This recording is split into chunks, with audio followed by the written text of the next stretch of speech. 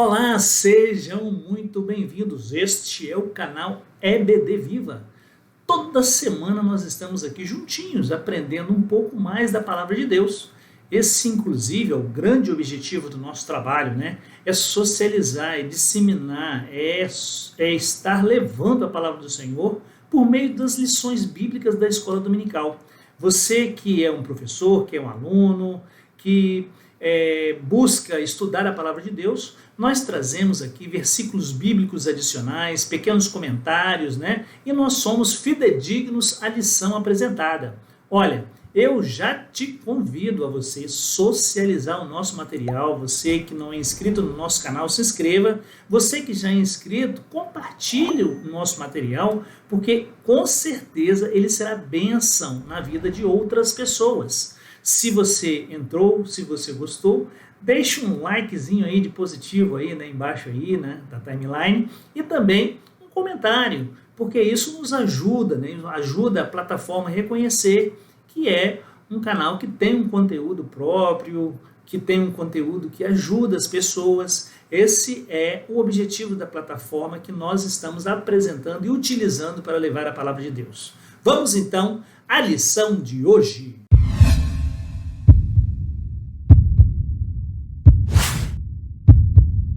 A lição de hoje é a lição de número 9, o avivamento pentecostal no Brasil, né? O primeiro trimestre nós estamos estudando sobre isso. E este é um grande assunto, um assunto interessante, porque nós vamos estudar como que ele chegou no Brasil, como que ele chegou no Espírito Santo, e vamos estar aprendendo então um pouco mais da história. O texto áureo diz assim: "E os que o ouviram foram batizados em nome do Senhor Jesus, e impondo-lhes Paulo as mãos, veio sobre eles o Espírito Santo, e falavam línguas e profetizavam." Está lá em Atos, capítulo 19, versículos 5 e 6. O apóstolo Paulo transformado em... o Saulo transformado em apóstolo Paulo, após lá o encontro com Cristo na caminho de Damasco, é o texto de hoje. Uma das marcas do avivamento é o revestimento de poder do alto. E quando o homem de Deus, em nome do Senhor Jesus, apregou as boas novas, que é o evangelho da salvação, o Senhor, por meio do Espírito Santo, confirma a sua obra por meio de sinais e maravilhas. E estes sinais acompanharão, seguirão os que creem. E tem mais, conforme Apocalipse 3:7, quando Deus abre uma porta, irmãos, ninguém fecha, e vice-versa. E ao anjo do Senhor da igreja que está em Filadélfia, escreve isso, diz o que é santo, o que é verdadeiro, o que tem uma chave de Davi, e que o que abre ninguém fecha, e fecha e ninguém abre. Apocalipse 3:7. Muito bem, nós com este versículo estamos abrindo aí, antes da leitura bíblica em classe e do texto da verdade prática, que nós vamos adentrar neste momento, aprendendo e fixando esses conteúdos, porque eles são importantes, são o cerne, o ponto central da nossa lição. Então vamos à verdade prática? Deus derramou o grande avivamento pentecostal no Brasil. Ele pode avivar mais uma vez o seu povo. É a oração do profeta Abacuque, capítulo 3, versículo 2. "Aviva, ó Senhor, a sua obra no meio dos anos faze-a conhecida." E este evangelho, lá, que, né, logo depois que o homem caiu, Deus levantou-se, então, né, já estava no Antigo Testamento, morria um cordeiro, né, para cobrir os pecados, e chegou um cordeiro imaculado que morreu na cruz para nos eliminar o pecado, não é? Muito bem. Atos 19, 1-7. E sucedeu o quê? Enquanto Apolo estava em Corinto, Paulo, tendo passado por todas as regiões superiores, chegou a Éfeso. E achando ali alguns discípulos, disse-lhes: "Recebestes vós já o Espírito Santo quando crestes?" E eles disseram-lhe: "Nós nem ainda ouvimos que haja Espírito Santo." Olha só, irmãos, no versículo 3 o que diz? Perguntou-lhes então: "Em que sois batizados?" Então, e eles disseram: "No batismo de João." Mas Paulo disse: "Certamente João batizou com o batismo do arrependimento, dizendo ao povo que cresce no que após ele havia de vir, isto é, em Jesus Cristo. E os que ouviram foram batizados em nome do Senhor Jesus. E, impondo-lhe Paulo as mãos, veio sobre eles o Espírito Santo, e falavam em línguas e profetizavam. Estes eram, ao todo, uns 12 varões. Este assunto é o centro da lição de hoje, é o ponto central da lição de hoje. E nós sabemos que todo o avivamento ele é precedido, como nós aprendemos, por oração.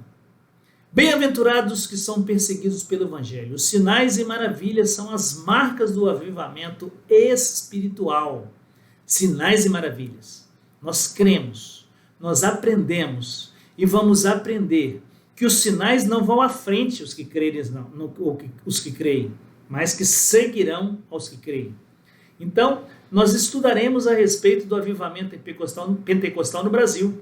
Veremos que o que ocorreu ao longo do livro de Atos dos Apóstolos, inclusive esse livro ele não fecha, não tem fim, porque a história da igreja continua, repetiu-se em terras brasileiras. Como que Deus chamou um povo no Brasil para viver a plenitude do Espírito Santo. Como não poderia deixar de acontecer, nós traremos também a história da fundação das Assembleias de Deus aqui no estado do Espírito Santo. E vocês, professores, devem fazer isso em todas as cidades do Brasil. Por um homem avivado chamado pastor Valdomiro Martins Ferreira, ele trouxe a mensagem pentecostal e, equipado com a autoridade de Deus, estabeleceu, por meio dos dons espirituais que o Senhor já o encheu ali, para que por meio aí, da palavra ele levasse e chegasse exponencialmente aí a todo o estado. Em nosso país, também chegou por meio dos missionários, em todos os recantos do Brasil, Daniel Berg e Gunnar Wingren. E nós também vamos aprender sobre isso hoje. E quem já aprendeu vai rememorar, reviver a história. É importante que nossos alunos conheçam. Os objetivos da lição de hoje, o número 1 é mostrar o movimento de Atos que ele se repete no Brasil, de acordo com o tópico 1. 2, pontuar o nascimento do novo movimento. E 3, explicar a expansão do avivamento pentecostal. Vamos à introdução da lição de hoje. A chegada do movimento pentecostal ao Brasil mudou a realidade espiritual desse país de forma inquestionável e irreversível. Em termos de liturgia, a proclamação do Evangelho, a manifestação do poder de Deus com sinais, prodígios e maravilhas, vindo dos Estados Unidos, por meio dos missionários, como dissemos, Daniel Berg e Gunnar Wingren. Eles chegaram em terras brasileiras em 1910, por instrumentalidade desse servo de Deus, Deus iniciou um maior avivamento espirituais em terras brasileiras. O avivamento pentecostal no Brasil é o que estudaremos nesta lição maravilhosa que nós estamos adentrando hoje. É muito importante sinalizar isso, irmãos, que nós precisamos ter a história, A palavra-chave é Pentecoste e nós vamos aos inícios do trabalho, como ele chegou até nós. Olha, a história vem lá de trás, Então, contornando a Mísia, desceram para Troade. Durante a noite, Paulo teve uma visão. Nela, um homem da Macedônia, em pé, rogava-lhe: passa a Macedônia e ajuda-nos. E imediatamente, após ter recebido a visão, preparamos-nos para partir rumo à Macedônia, concluindo que Deus nos havia chamado para pregar o Evangelho aos macedônios, a conversão de Lídia e sua casa. Ali aconteceu. Foi por meio do apóstolo Paulo, do trabalho missionário, que o trabalho chegou ao Ocidente, chegou até nós aqui, É importante sublinhar isso. Vamos aproveitar e dissertar, antes de mais nada, sobre a história das Assembleias de Deus, então, no estado do Espírito Santo. Como aconteceu? Foi em 1948, realizado o mais arrojado programa de evangelização em solo capixaba, sob a liderança do pastor Valdomiro Martins Ferreira, né, fundador do Ministério IBES. Ampla visão esse homem teve de Deus e desenvolveu um próspero trabalho juntamente com outros pastores. Fundou em 18 de outubro de 1959 a Convenção das Assembleias de Deus do Estado do Espírito Santo e outros, a CADEESO, e foi também o seu presidente até o ano de 1970, quando foi jubilado e iniciou o Ministério IBES. Hoje, o seu filho, o pastor Levi Aguiar, continua o trabalho. Ele assumiu, né, o lugar quando naquele momento o pastor Sebastião Salvino dos Reis, o pastor Valdomiro foi chamado para as mansões celestiais e o pastor Levi entrou neste lugar. Né? Em 25 de julho de 1975, né, nós sabemos que a CADEESO, que é a maior convenção do Estado do Espírito Santo, com número de filiados, também foi fundada por esse homem de Deus, e várias coordenadorias existem em outros estados, além do solo capixaba, e tem vínculo com a Convenção Geral, a CGADB. Muito bem, nós iniciamos a lição de hoje com a história do Espírito Santo. Você pode iniciar na sua sala de aula sobre a história do seu estado, do seu município, do seu bairro. Isso é interessante. Meu pai também fundou vários trabalhos e eu vou dizer um pouquinho daqui a pouco onde foi. O movimento de Atos se repete no Brasil. Pentecostes entre os salvos. Em Atos 19:2 há uma pergunta do apóstolo Paulo para os discípulos em Éfeso. Recebestes vós já o Espírito Santo quando crestes? Essa pergunta também pode ser feita assim. Tendo crido, recebestes o Espírito Santo? E também pode-se dizer, recebestes já o Espírito Santo depois que crestes? As modalidades da mesma pergunta revelam um fato, né? Que de acordo com o contexto no trecho de Atos de 19, de 1 a 7, que é a lição bíblica em classe, os discípulos de Éfeso foram batizados em nome do Senhor Jesus. Isso já tinha, então, neles a fé salvífica. Em seguida, receberam o batismo no Espírito Santo, que é o selo da promessa, por imposição de mãos. É intrigante, irmãos, o capítulo 19, quando o apóstolo Paulo pergunta sobre o recebimento do Espírito Santo de Deus. Né? É importante, intrigante, porque a resposta, né, dos seus interlocutores, eles disseram que ninguém ainda havia falado, né, para eles a respeito do Espírito Santo. Né? E a obra do Espírito Santo na terra, né, é convencer o homem do pecado, da justiça e do juízo, em uma mente não cauterizada por Satanás. Né? Ele pode até transformar o mais vil pecador num homem tocado, voltado aí para o arrependimento dos pecados, por meio da crença de Jesus, e o Espírito Santo então o enche de poder, e ele vai apregoando a palavra pelos 4 cantos da terra. Esse é o verdadeiro avivamento. É essa vontade de propagar a palavra de Deus para outros, para que esse evangelho de Deus, né, por meio do seu Filho Jesus, com a sua morte vicária na cruz do Calvário, chegue a todos os 4 cantos da terra. E quando isso acontecer, a trombeta ecoa e Jesus vem buscar a sua igreja. Esse é o papel da igreja. A plenitude do Espírito Santo. Como vimos na lição anterior, há 2 experiências distintas no livro de Atos dos Apóstolos. É a experiência da salvação. E a segunda é o batismo no Espírito Santo. E na leitura bíblica em classe de hoje, nós vemos essas 2 experiências de maneira bem clara. Né? Primeiro, os discípulos foram batizados em águas, né, para o arrependimento. E depois eles receberam o Espírito Santo com imposição de mãos, como dissemos. E esse recebimento teve evidências físicas. Né? Eles falaram em línguas estranhas e profecias. É o versículo 3 da lição de hoje. A experiência do batismo no Espírito Santo é tão distinta da salvação, né, que a primeira, pode ser identificada fisicamente por meio de línguas como confirmação do dom de Deus.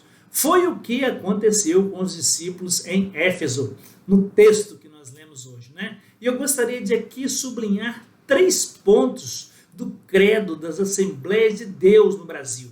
Nós cremos no batismo bíblico efetuado por imersão em águas, uma só vez, em nome do Pai, do Filho e do Espírito Santo, conforme determinou Jesus Cristo. E aí temos algumas referências, Mateus 28:19, Romanos 6, de 1 a 6.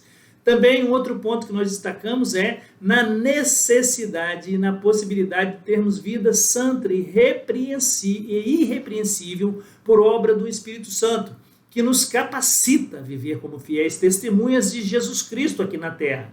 Tem aí Hebreus 9:14, que é um texto que é utilizado fundamentando isso. E outro, no batismo no Espírito Santo, nós cremos também, conforme essa escritura, que nos é dado por Jesus Cristo, demonstrado pela evidência física de falar em outras línguas, conforme a sua vontade. É Deus que dá, é dom gratuito de Deus. Atos 1:5, 2:4, entre outras referências que nós encontramos aí. Pesquise aí na internet, no Google, que você vai encontrar aí o Credo das Assembleias de Deus, no Brasil e em outros países, e você vai entender. Nós não vamos pela revelação de ninguém, nós vamos pela única revelação que existe entregue por Deus aqui para nós, que é a sua palavra. Essa é a revelação que nós seguimos. A palavra de Deus está aqui e ela precisa estar em nossos corações. Precisamos de meditar na sua palavra. Chamados por Deus. Algo semelhante aconteceu aqui no Brasil por intermédio dos dois missionários suecos que nós já dissemos aí, né? O Gunnar Wing e Daniel Berg. E nós trazemos um conteúdo aqui. Em obediência à orientação recebida por Deus, viajaram de Nova York. Lá encontraram, né, um navio Clemente que sairia na data indicada por Adolf, no dia 5 de novembro de 1910. Por falta de recursos, esses irmãos compraram uma passagem de terceira classe. 2 semanas depois, com miseráveis $90 no bolso, desembarcaram em Belém do Pará, sem saber uma palavra em português e sem alguém para recebê-los no porto. Assim começou a obra das Assembleias de Deus no Brasil. Voltemos à lição. Pela direção de Deus, os dois missionários suecos chegaram ao Brasil no dia, como dissemos, 19 de novembro de 1910, no início do século XX, e predominava aqui a existência de igrejas históricas ou tradicionais. Consequentemente, havia muitos cristãos que experimentaram a salvação em Cristo, mas nunca haviam experimentado o batismo no Espírito Santo, tal qual os primeiros crentes em Atos. Deus usou Daniel Berg, usou Gunnar Wingre para mostrar a esses cristãos que eles não podiam mais ignorar a pessoa bendita do Espírito Santo, né? Essas experiências gloriosas em Atos dos Apóstolos, registrados lá no início da igreja aqui na terra, passaram a se repetir em terras brasileiras. Deus abençoou o seu povo. Era possível ser um cristão com mais fervor espiritual, preparados, revestidos do poder para executar a obra de Deus aqui na terra. Enquanto as denominações protestantes históricas começaram o seu trabalho na região sudeste, congregacionais, presbiterianos, metodistas e salvacionistas no Rio Grande do Sul, luteranos e episcopais, e na Bahia, batistas. A Assembleia de Deus começou então no extremo norte do país, e os missionários pioneiros eram suecos, como dissemos, ao contrário do que acontecia na Bahia, né, para o sul, onde quase todos eram americanos e britânicos. Esse é o início da obra do Evangelho aqui, né, das igrejas pentecostais protestantes no Brasil. Sinopse 1, no Brasil, um chamado de Deus para que um povo vivesse na plenitude do Espírito Santo. Esse trabalho, irmãos, que hoje nós percebemos a amplitude dele com esse grande número de cristãos, né, convertidos ao Evangelho de Cristo no país, né, esses homens foram desbravadores, iniciaram um trabalho importante, né? Claro que depois da morte vicária na cruz de Jesus Cristo, por Jesus Cristo, o Filho de Deus, que foi entregue, né, por o Deus amou o mundo de tal maneira que deu seu Filho unigênito para morrer por nós, né? Ele deixou lá em Marcos, né, registrado em Marcos, que nós devíamos pregar o Evangelho a toda criatura. E este Evangelho chegou até nós, graças a Deus. O nascimento de um novo movimento, a pregação do avivamento pentecostal.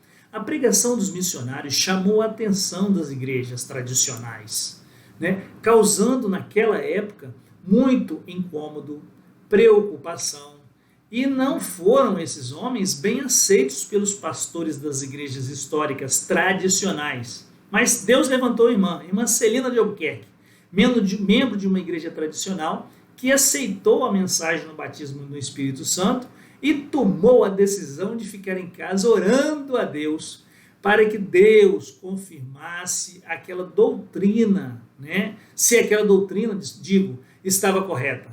Assim a irmã Celina Albuquerque recebeu o dom de Deus e por isso é considerada a primeira brasileira batizada no Espírito Santo. Temos que passar essa história. Em nosso país, outros irmãos se juntaram a ela e foram também batizados no Espírito Santo. Hoje tem um grande trabalho, círculo de oração pelo Brasil, né? Infelizmente, a igreja, né, na qual esses irmãos faziam parte não concordou com aquele movimento espiritual e promoveu uma reunião para confirmar quem estaria de acordo com a mensagem dos missionários. Nessa reunião, então, o que aconteceu? 9 irmãos se levantaram e foram convidados a deixar a igreja. Assim, iniciam a história de perseguição que marcaria o movimento pentecostal no Brasil. É sobre luta, é sobre oração, é debaixo de muita luta que cresceu aí a Assembleia de Deus. Meu pai foi fundador de vários trabalhos no interior do Espírito Santo, dentre estes, Ibiraçu, João Neiva, Alto Bérgamo, Aricanga, Acioli, dentre outros municípios. Tomou muito ovo podre, tomate na cabeça deteriorado, né? Nas costas. A igreja tradicional falava pelo alto-falante para que ninguém seguisse aqueles hereges. Ele me contou, irmãos, perseguição, ódio, mas a igreja crescia. Eu andava 10 quilômetros com meu pai até chegar numa igreja para poder, papai, abrir os trabalhos. Mas a chama do evangelho ela não apagou. E papai, quando chovia, fechava o guarda-chuva e tomava a chuva com todos os outros membros. E foi assim que nós crescemos e entramos na Assembleia. Crescimento e perseguição. As perseguições contra os pentecostais eram grandes, conforme disse Mateus 5,10. Né? Isso está confirmado na palavra. Eles davam na esfera litúrgica, dentre outras, por exemplo, nos primeiros batismos, né, para alguns inimigos e ostentaram a impedir o ato batismal. Há registro que um deles até sacou um punhal para investir contra o missionário quando Gunnar Vingre, né, ia batizar uma irmã. Foi a irmã Celina mesmo que impediu o crime, jogando-se na frente do meliante e livrando, né, o missionário da morte. Outros registros mostram que em Mosqueiro, no interior do estado, uma casa de pregação foi cercada e apredejada. Né? Os crentes tiveram que sair para se proteger. Né? Histórias como essas são abundantes no desdobramento do movimento pentecostal no Brasil. E estão cheios de histórias como essas por aí. Entretanto, o Senhor nos deu muitos livramentos. Lá em Salmo 34:7. Eu sou a semente do sangue dos irmãos que morreram cantando.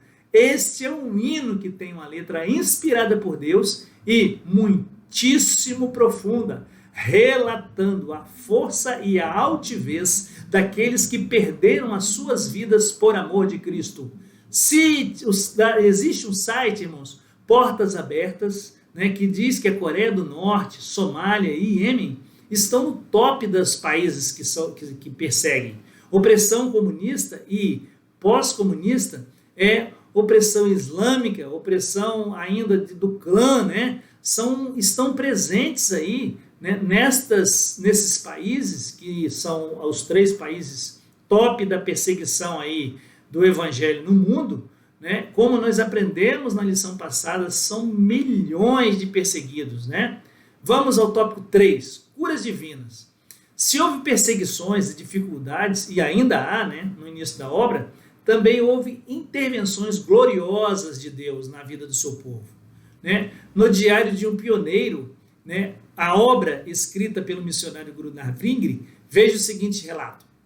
Uma irmã foi curada de uma enfermidade incurável no lábio.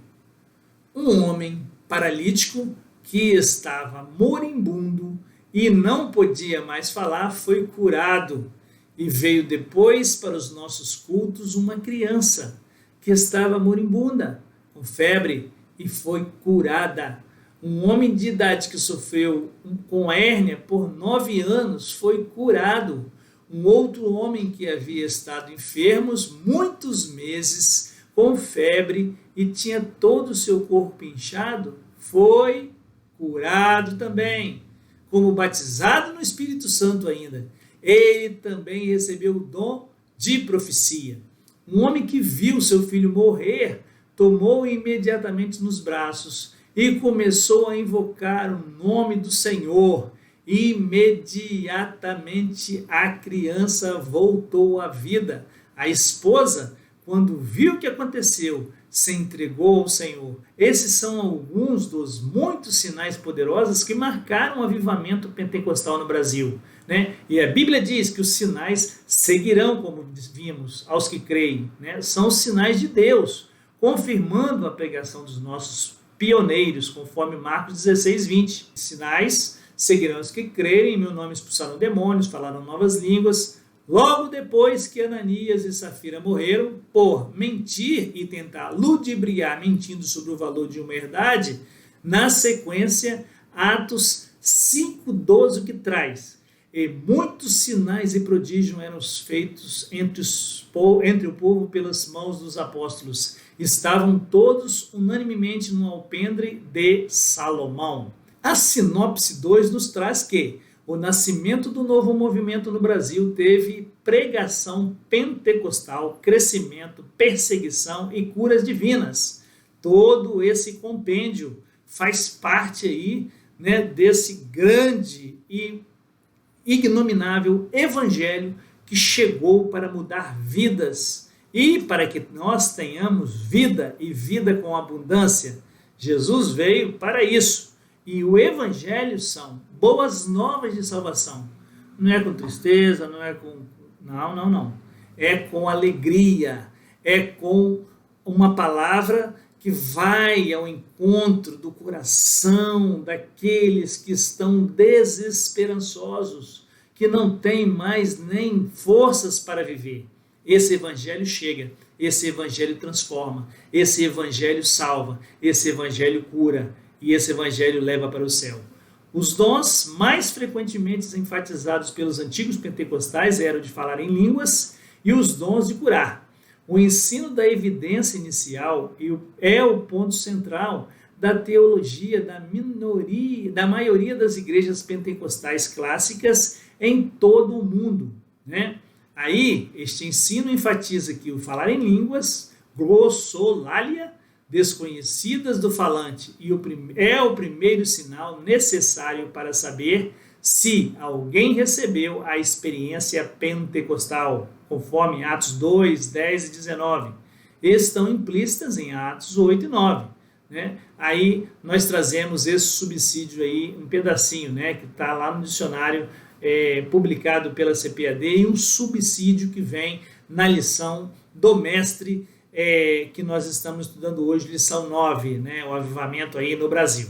Irmãos e irmãs, vamos prosseguir, né, para mais um tópico, e nesse sentido nós chamamos a atenção dos irmãos para que nós possamos acompanhar todo o desenvolvimento da lição, que tem introdução, que tem desenvolvimento, que tem conclusão, que tem etapas que precisam ser seguidas. E essas etapas, conforme Deus tem colocado nas mãos de um comentarista, nós então vamos dissertando, trazendo então outros subsídios, outros versículos e enriquecendo a sua aula, a nossa aula, frente à escola bíblica dominical. Este é um trabalho maravilhoso, é um trabalho que Deus tem colocado em nosso coração. Vamos então ao tópico 3, a expansão do avivamento pentecostal. O subtópico 1, um modelo centrífugo. O que é isso, pastor Júnior Pimentel? O avivamento espiritual fez com que nossa igreja no Brasil buscasse um modelo de crescimento centrífugo. E o que vem a ser isso? Né? De dentro para fora. Começaram cultos numa casa, num pequeno salão, e num bairro, numa cidade, os pentecostais evangelizavam pelas ruas, pelas casas, pelas escolas, pelos hospitais. Mais adiante, os irmãos buscavam um local mais amplo para atender à expansão da obra. É assim que a obra cresce, não é? E ele também, né, o Senhor salvava, o Senhor curava, o Senhor batizava no Espírito Santo, e o avivamento pentecostal foi crescendo de maneira nunca vista em nosso país. Estava aí a obra de Deus acontecendo, né, que Jesus prometeu, lá em Joel 2, né? Mas receberei a virtude do Espírito Santo, que há de vir sobre vós, e ser-me-eis testemunhas, tanto em Jerusalém, como em toda a Judéia e Samaria, até os confins da terra. Este aí é Atos capítulo 1, versículo 8. E o nosso Deus mudou, amados? Ele cessou de operar? A profecia, então, de Joel 2,28, nós vamos ler agora, né? E há de ser que depois derramarei o meu espírito sobre toda a carne, e os vossos filhos e as vossas filhas profetizarão. Os vossos filhos terão sonhos, e os vossos jovens terão visões, né? Em Tiago 1,17, toda boa dádiva e todo dom perfeito vem do alto, descendo sobre o Pai das luzes, em quem não há mudança, nem sombra de variação. Então Deus nunca muda, nunca mudou, nunca mudará. Ele é eterno, imutável e todo-poderoso. É esse Deus que nós servimos. É sobre a pedra angular, Jesus Cristo, que essa igreja está firmada, não é? Nós cremos nisso, que o único caminho que leva-nos à salvação, a Deus, é Jesus, que morreu na cruz pelos nossos pecados. O subtópico 2, um crescimento aí acentuado, né? Os pentecostais no Brasil não crescem porque buscam pessoas, né, em outras igrejas, pescam no aquário do outro, mas crescem porque evangelizam e discipulam por meio do Evangelho de Cristo. Segundo os dados do IBGE de 2010, e a gente procurou aí na internet e a gente confirmou isso, né? São aproximadamente 42 milhões de pessoas, né? Esse número aí é a grande maioria de tradição pentecostal. Certamente, a próxima pesquisa do IBGE vai confirmar essa tendência, né, de alta. Tudo isso é fruto do poderoso avivamento pentecostal que Deus enviou para a nossa nação, e nós agradecemos a Deus por este evangelho ter chegado para nós. Quantos cristãos, né, irmãos, morreram para que esse evangelho chegasse até nós? Sinopse 3, houve um modelo de crescimento centrífugo, ou seja, de dentro para fora, e por isso o movimento pentecostal obteve um crescimento, né, acentuado em nosso país. E vamos então à conclusão da lição de hoje. Rapidamente nós chegamos, né? Antes do avivamento pentecostal em solo brasileiro, que dominava o cenário aqui, quem dominava era o quê? Era o sistema de doutrina de igrejas históricas, que não admitia o batismo no Espírito Santo. Esse batismo, que a evidência é falar em novas línguas, bem como também os exercícios dos dons espirituais, estas manifestações espirituais, né, que é dado ao povo de Deus por meio de dons, né, foi fundamentada na palavra de Deus. E são marcas do verdadeiro avivamento pentecostal do Brasil. Nós vamos já para uma meditação que nós vamos trazer na lição de hoje. Mas, irmãos, nós não podemos deixar de mencionar e pedir a todos os irmãos que orem pela igreja pentecostal brasileira, para que Deus possa continuar abençoando e avivando a sua obra aqui no Brasil. Efésios 2, de 8 a 10. Porque pela graça sois salvos, mediante a fé. Isso não vem de vós, é dom de Deus. Não de obras, para que ninguém se glorie, pois somos feituras dele, criados em Cristo Jesus, para boas obras, as quais Deus de antemão preparou para que andássemos nelas. Uma boa obra é o cumprimento da vontade de Deus. É isso. E nós, irmãos, precisamos continuar trabalhando. 1 Coríntios, capítulo 15, versículos 58 a 59, diz assim: portanto, meus amados irmãos, Sede firmes e constantes, sempre abundantes na obra do Senhor, sabendo que o vosso trabalho não é vão no Senhor. Precisamos continuar essa obra. Não podemos arrefecer. Não podemos encostar a cruz e parar de caminhar, tomar uma fresquinha, não. Nós precisamos prosseguir para o alvo, pregando o Evangelho de Cristo, para que Deus possa vir buscar a sua igreja para morar com Ele. Por quê? Porque a palavra diz que o Evangelho será levado a toda parte da terra. E aí então virá o Filho do Homem nas nuvens dos céus buscar a sua igreja. Né, irmãos? Nós sabemos que o Evangelho é loucura para alguns, como lá no início, né? Depois que os homens tinham pecado tanto que Deus mandou Noé construir uma arca. E ele por vários anos a fio construiu uma arca. Ninguém acreditava. E a Bíblia diz que casavam-se, davam-se em casamento, então assim, levavam uma vida normal, não acreditando que nada ia acontecer, que enchente, que nada, que dilúvio. Isso daí é bobagem. Né? Esse homem aí não deve estar muito girando bem na cabeça, não, construindo uma arca. Mas Deus tinha um propósito. Ele queria salvar, ele queria preservar a humanidade. E aí, irmãos, entrou Noé, sua família, animais, casais de animais. Nós cremos nisso na Bíblia Sagrada. E ao longo da história, Deus zelou para que a sua palavra chegasse até nós. E nós fomos impactados pela palavra de Deus. Medite na Bíblia, ore, consagre-se.